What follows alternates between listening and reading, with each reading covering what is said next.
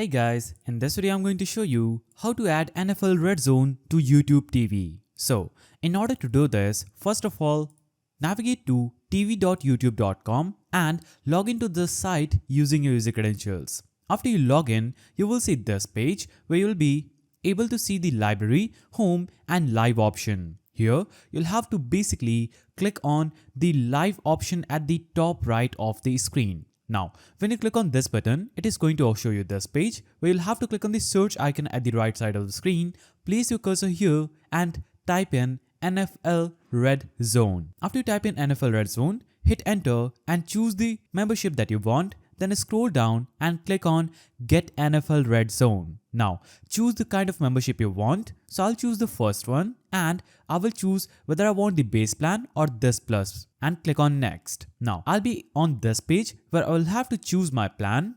So I'll click on next after choosing it. Now, I have these add-ons for my NFL RedZone.